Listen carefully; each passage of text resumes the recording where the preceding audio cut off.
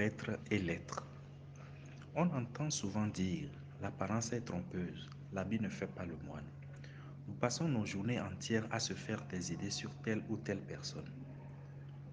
Nous allons utiliser une illustration, voir si vous pouvez juger qui est la meilleure personne parmi les trois. Monsieur A, il avait de l'amitié avec les mauvais politiciens. Il a consulté les astrologues. Il avait 2 femmes. Il était un fumeur de la chaîne. Il a pris de l'alcool 8 à 10 fois par jour. Monsieur B, il a été expulsé 2 fois du bureau. Il dormirait du matin jusqu'à midi. Il a utilisé l'opium au collège. Il a bu du whisky tous les soirs. Monsieur C, il était un héros de guerre décoré. Il était végétarien. Il n'a jamais fumé. Il n'a jamais pris l'alcool. Il n'a jamais trompé sa femme. Il était un peintre. Pendant que nous écoutons ou lisons ces illustrations, 2 voix se battent en nous pour nous convaincre qui est bon et qui est mauvais.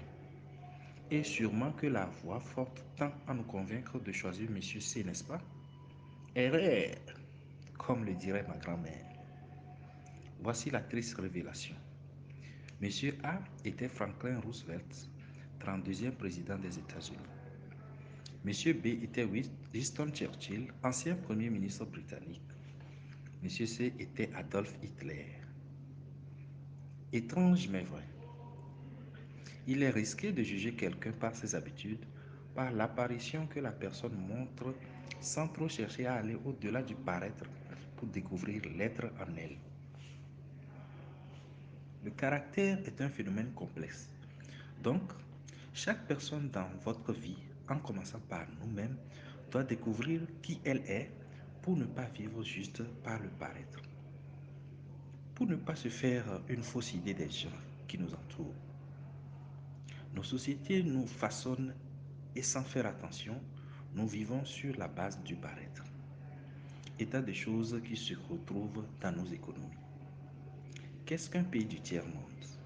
Qu'est-ce qu'un pays sous-développé? Au nom de nos jours, la terminologie est rendue plus attirante pour parler de pays émergents. Qu'est-ce qu'une économie développée? La même attitude humaine mentionnée au début se trouve dans le jugement de nos économies. On se contente de ce qu'on voit sans chercher à comprendre les soubassements de ce que nous voyons. Alors il est important de ne pas juger le paraître, mais accepter et comprendre l'être en face de nous. Aussi, ne pas voir une économie ou une nation par le superficiel, mais comprendre les tenants et aboutissants de chaque environnement économique. Dans notre mouvement Our Mind, Our Body, nous invitons ainsi nos membres à ne pas se comparer aux autres et se découvrir. La vie est un marathon, pas une course de vitesse. Voilà pourquoi toute chose suit une croissance naturelle, qu'on le veuille ou pas. C'est un principe de vie. La même eau bouillante qui durcit l'eau adoucit la pomme de terre. Nous vivons les mêmes principes universels dans les réalités différentes. Tout dépend simplement de la réaction de l'individu à des circonstances stressantes qui devraient être source de solutions à son environnement, comme défi dans les vidéos précédentes. Vous êtes avec Hope Bank, la banque du donner-recevoir, de l'harmonie en nous et autour de nous, l'obéissance des principes de vie, la passion de notre être et l'exécution de cette dernière. Bon cheminement à vous.